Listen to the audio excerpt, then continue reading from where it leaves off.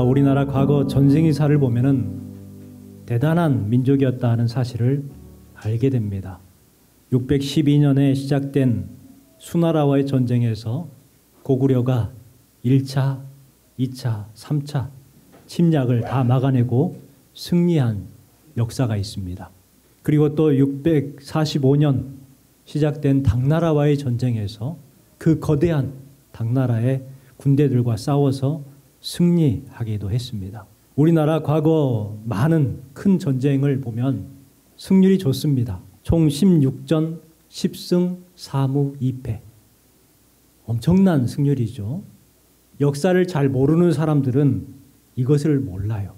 그래서 흔히들 우리나라를 사방에 열강에 둘러싸여서 늘 뜯어먹히기만 했던 토끼라고 여기고 민족성을 매우 낮게 평가를 합니다. 그러나 그렇지 않습니다.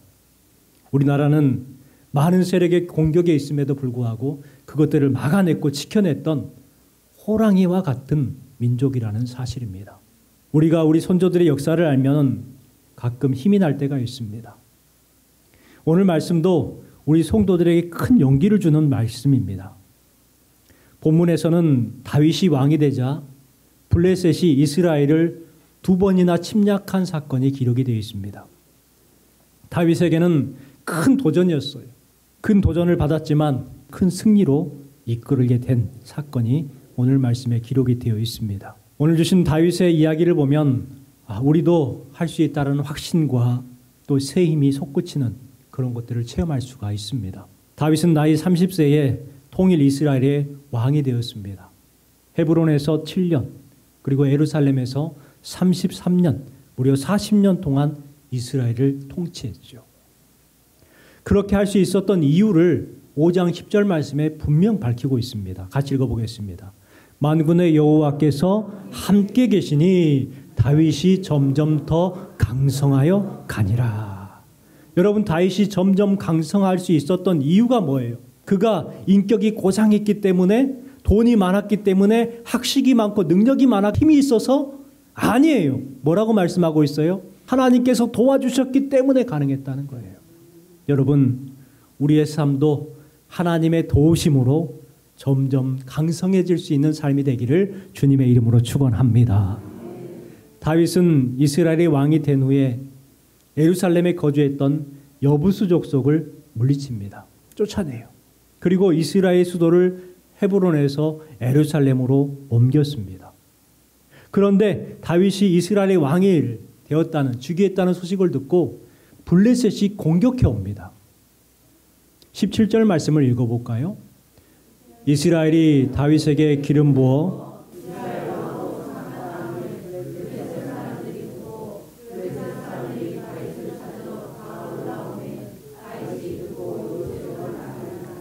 다윗이 사울 왕을 피해서 블레셋으로 망명할 때가 있었습니다.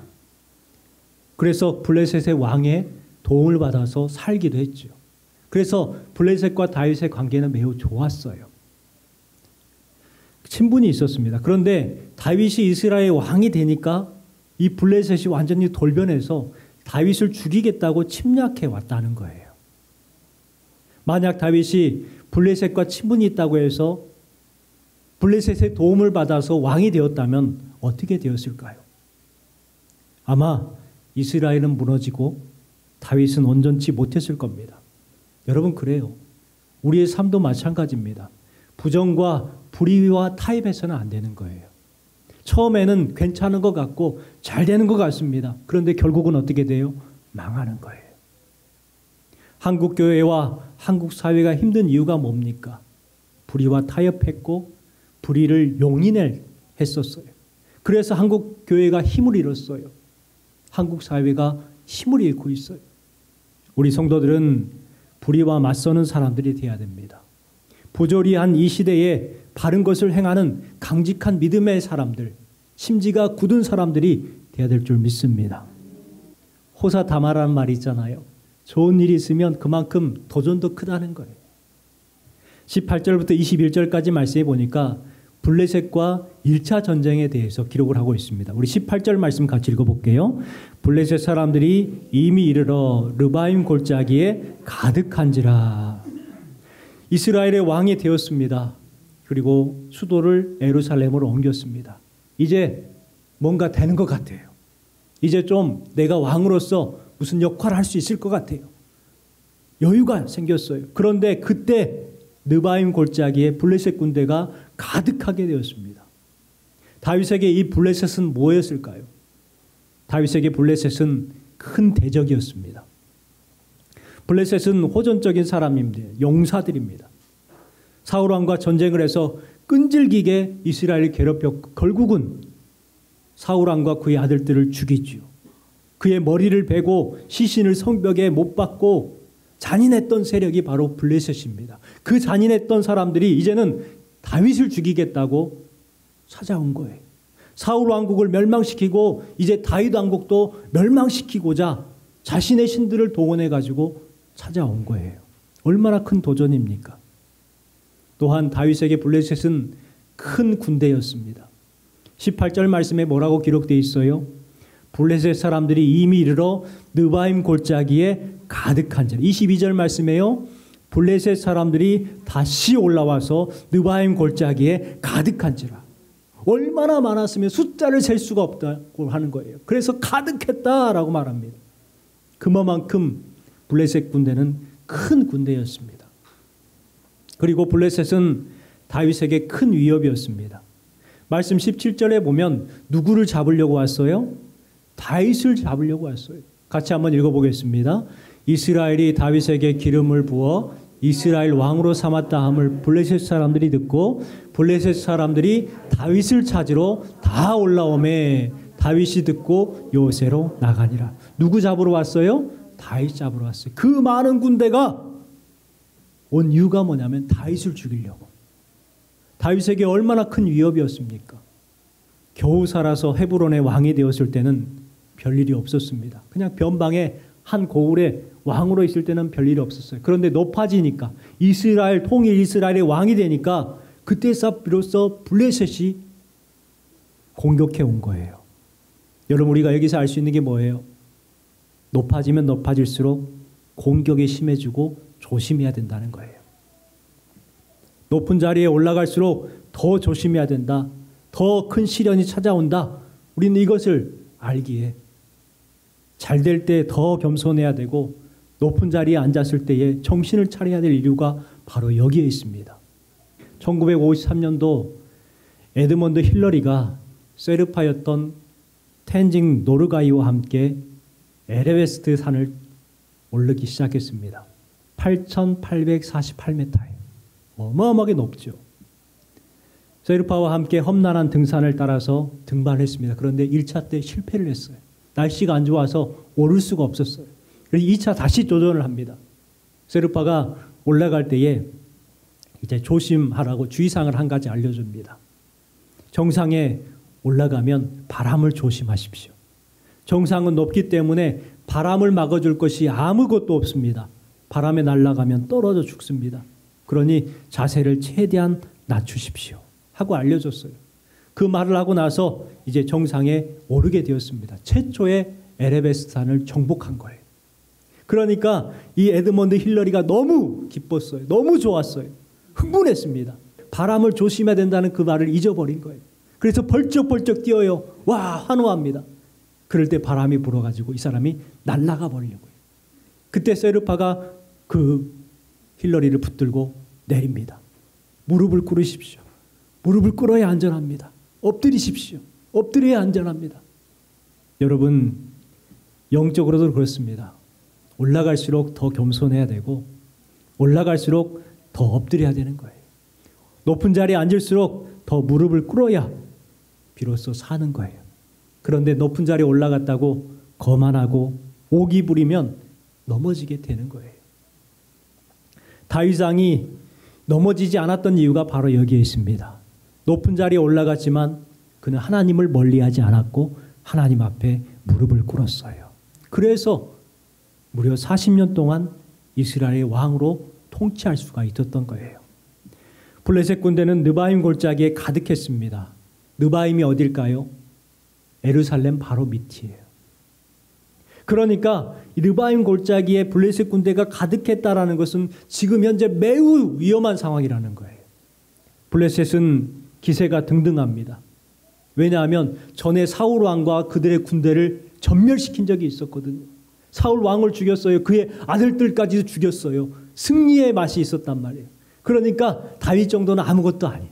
그래서 기세 등등하게 올라온 거예요. 여러분, 우리도 블레셋 같은 큰 도전을 만날 때가 있습니다. 다윗과 같은 상황 가운데에 이제 좀 살만하겠다, 이제 좀 할만하겠다 할 때에 꼭 도전이 찾아와요. 여러분, 그럴 때에 어떻게 해야 될까요? 큰 도전이 있을 때에 우리는 어떻게 해야 될까? 오늘 주신 말씀을 통해서 한번 생각해 보겠습니다. 가장 먼저는요, 더 큰 능력, 더 큰 권세를 의지해야 합니다. 19절 말씀 같이 읽어볼게요. 다윗이 여호와께 여쭈어 이르되 내가 블레셋 사람에게 올라가리이까.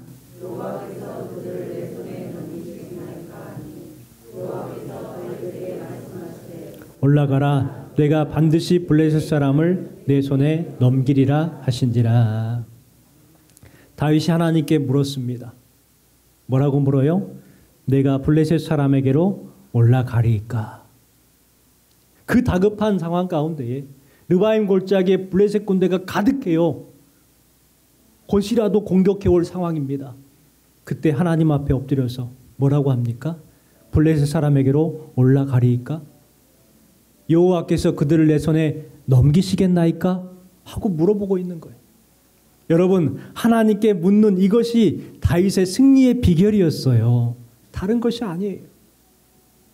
다윗은 중요한 일을 결정할 때마다 이렇게 하나님 앞에 뜻을 물었었습니다.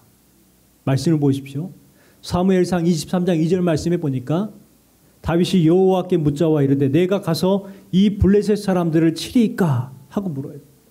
또 사무엘상 30장 8절 말씀에 다윗이 여호와께 묻자와 이르되 내가 이 군대를 추격하면 따라잡겠나이까? 하고 물어요.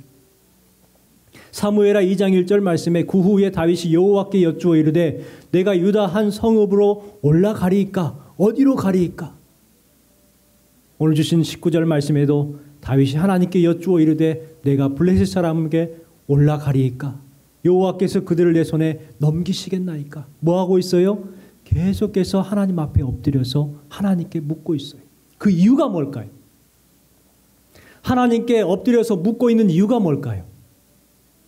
블레셋과 같은 거대한 도전이 있을 때에 블레셋보다 더 거대한 나라에게 도움을 구하지 않고 왜 하나님께 도움을 구할까요? 그 이유는 하나님이 더 큰 능력이요, 하나님이 더 큰 권세이기 때문에 하나님 앞에 묻고 있는 거예요. 여러분, 하나님께 묻는 것, 하나님께 기도하는 것은요, 나약한 사람들이 하는 게 아니라 가장 지혜로운 사람들이 하는 거예요. 다윗이 그랬어요. 다윗이 블레셋 군대 거대한 도전이 찾아왔다고 그 옆에 있는 나라에게 도움을 구했다면 어떻게 되었을까요? 그 옆에 있는 더 거대한 나라 때문에 힘들어졌을 거예요. 그래서 다윗은 그것을 알기에 하나님께 엎드립니다. 하나님께 묻고 듣고 행했던 하나님의 사람이 바로 다윗이라는 거예요. 여러분, 우리는 어떻습니까? 우리는 어떻게 합니까? 하나님께 묻지도 않고 내가 알아서 해버리는 경우가 대부분이죠.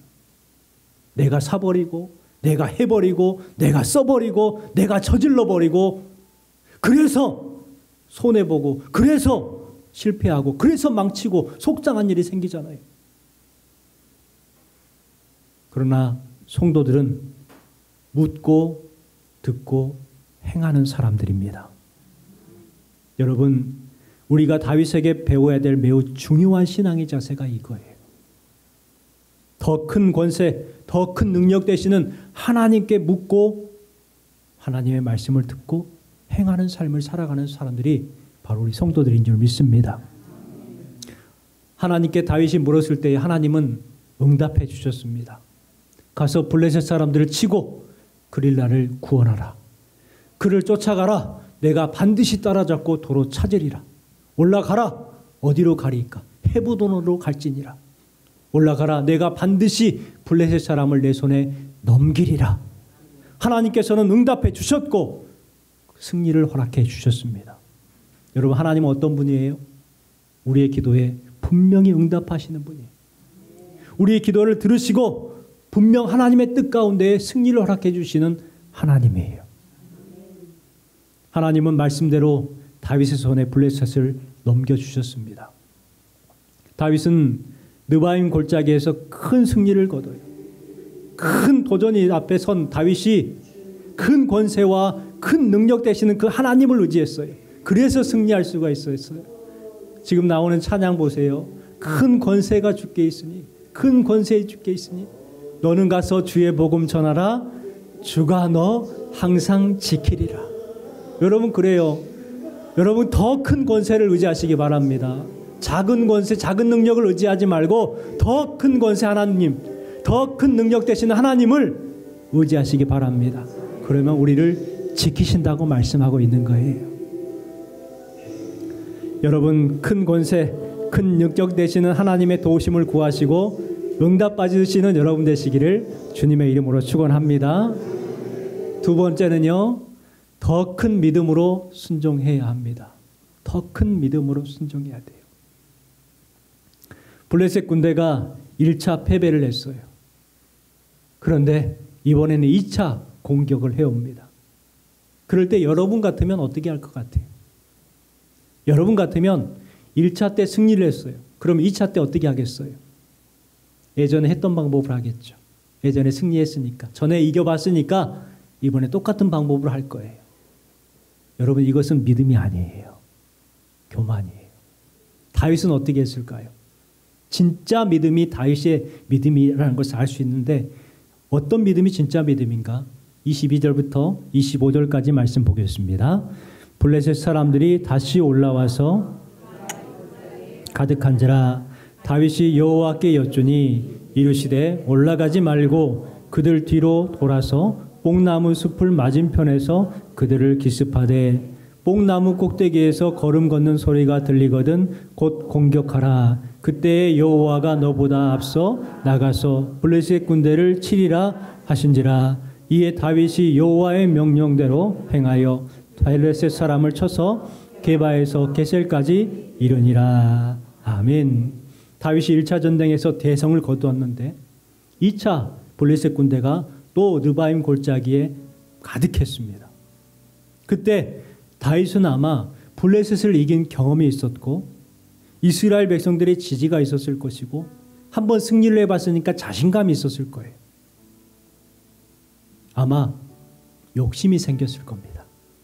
그래서 이 정도는 내가 해도 되겠지.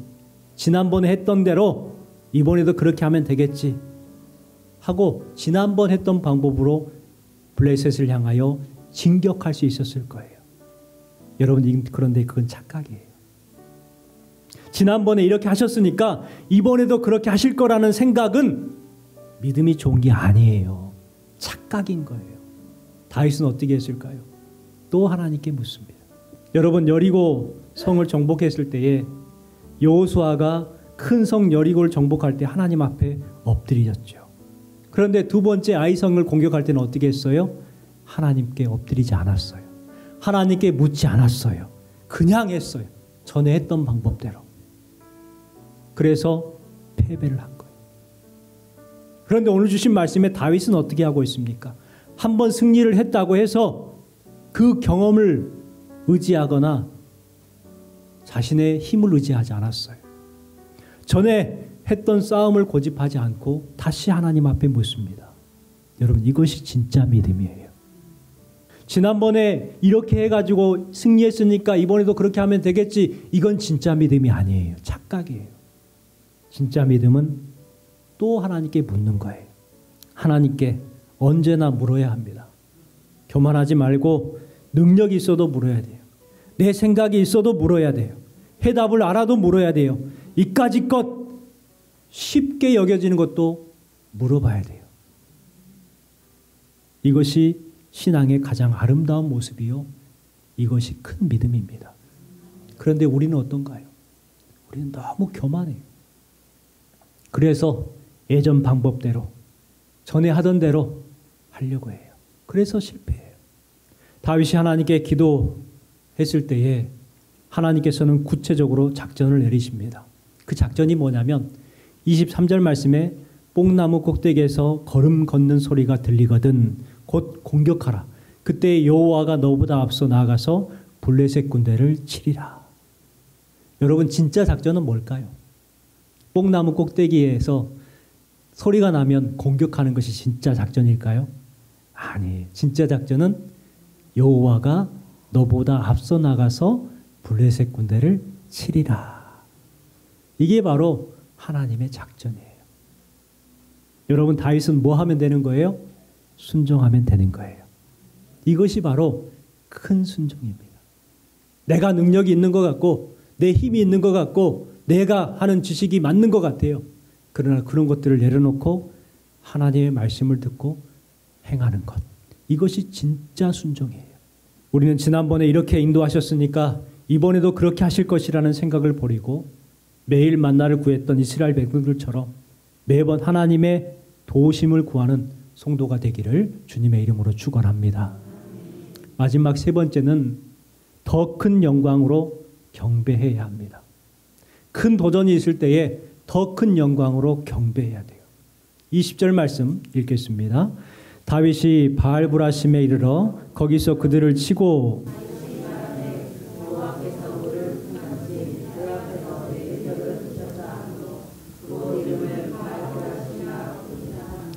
다윗은 블레셋을 맞이해서 엄청난 승리를 하게 됩니다. 그때 그 승리에 도취되지 않았어요. 작은 승리에도 하나님께 영광을 돌리기 시작합니다. 온 백성들의 칭송을 받았습니다. 그때 우쭐해질 수 있잖아요. 한 사람도 반대하는 사람이 없이 자기가 왕이 됐어요. 높은 자리에 올라갔어요. 그러니 우쭐할 수 있잖아요. 그런데 그렇게 하지 않았다는 거예요. 블레셋 군대가 가득했던 곳이 어디라고 했습니까? 르바임 골짜기입니다. 이 르바임은 뜻이 뭐냐면 거인이라는 뜻을 가지고 있어요. 그런데 그 르바임의 이름을 바꾸죠. 뭐라고 바꿉니까? 바알브라심이라고 바꿔요. 바알브라심의 뜻이 뭐예요? 하나님께서 흩으셨다. 하나님께서 바알을 깨트리셨다. 이와 같은 이름으로 바꿉니다. 하나님께 영광을 돌리는 거예요. 하나님께서 승리를 허락해 주셨으니까 그 영광을 하나님께 올려드리는 거예요. 그런데 사람들은 어떻게 하냐? 승리는 하나님께서 주셨는데 그 영광은 누가 얻으려고 해요? 자기가 얻으려고 해요. 내가 했다고. 교회에서 자주 그런 말을 들어요. 내가 그때 이렇게 했다고. 내가 그렇게 해갖고 이렇게 세웠다고. 내가 담임 목사를 청빙했다고. 내가. 그런데 다윗은 내가를 버리고 하나님께서 흩으셨다. 하나님께서 깨뜨리셨다. 하나님께 영광을 돌리고 있습니다. 전쟁을 수행하기 전에 먼저 하나님의 뜻을 구했던 다윗. 그리고 그 일이 끝나고 승리했을 때도 변함없이 하나님께 영광을 돌렸던 다윗. 다윗은 평생 그렇게 살았습니다. 다윗은 자신이 중심에 있었던 것이 아니라 하나님을 중심에 모셨어요. 이것이 우리의 문제예요. 신앙생활을 하면서 자꾸 자기를 센터링 하려고 그래요. 자기가 중심에 있으려고 그래요. 그래서 매번 흔들려요. 이런 신앙생활은 이김도 없고 평안도 없고 기쁨도 없습니다. 흔들려요. 조그마한 바람이 불어도 휘청휘청 거려요. 그런데 오뚜기는 어떻습니까? 밑에 추가 딱 달려있어요. 중심을 잡아요. 바람이 흔들려도 아무리 흔들려도 다시 우뚝우뚝 서요. 그런 것처럼 하나님이 우리의 센터링이 되면 우리 중심에 계시면 우리는 흔들리지 않을 수가 있어요. 바로 다윗이 그랬습니다. 다윗은 자기의 삶의 중심에 하나님이 계셨어요. 여러분도 하나님을 센터링 하시기 바랍니다. 여러분 중심에 하나님을 모시기 바랍니다. 그러면 이기게 하시고 큰 승리를 주시는 거예요. 다윗은 블레셋이라는 큰 도전이 있었을 때에 더 큰 권세이신 하나님을 의지했습니다. 다윗은 그 승리를 위해서 큰 도전이 있었지만 더 큰 순종을 했습니다. 그래서 승리할 수가 있었어요. 그리고 다윗은 큰 승리를 경험하고 나서 더 큰 영광을 하나님께 돌렸습니다. 그랬더니 하나님께서는 큰 기쁨을 주셨고 큰 명성을 얻게 하셨고 큰 영광의 자리에 앉게 하셨어요. 우리도 하나님을 센터링해야 합니다. 그러면 느비딤을 바알 브라심 되게 하십니다.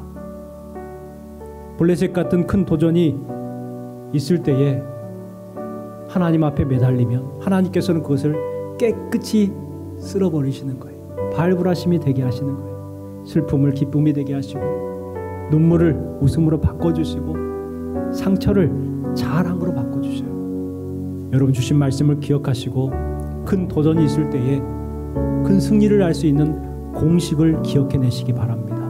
더 큰 권세, 더 큰 능력을 대신 하나님을 의지하시기 바랍니다. 그리고 순종하시고 이후에 하나님께 영광 올리는 삶을 통해서 늘 승리하는 여러분 되시기를 주님의 이름으로 축원합니다.